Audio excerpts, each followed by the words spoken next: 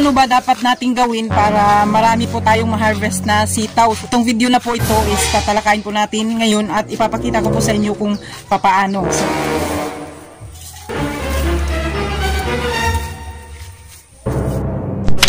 oh no!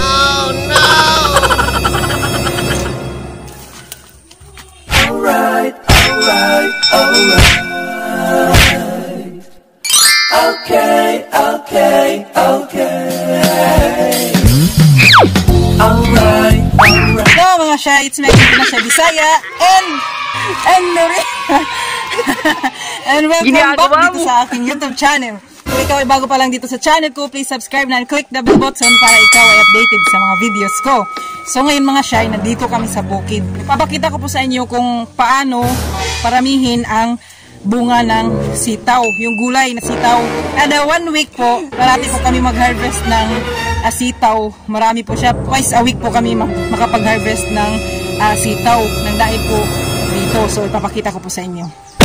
Bali mga Shy, lalagyan po natin ito ng powder na sabon. Pwede na yun kahit anong sabon, basta yung powder. Tapos imimix natin sa tubig. Puno po ito, dapat punuin natin.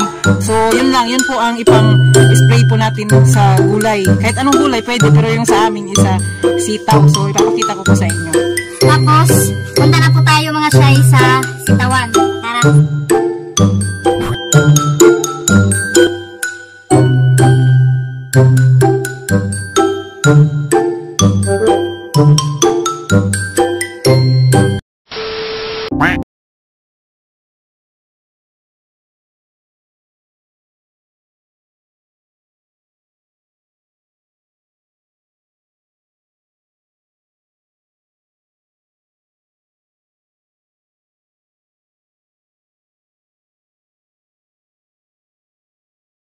Nito is Carabantos.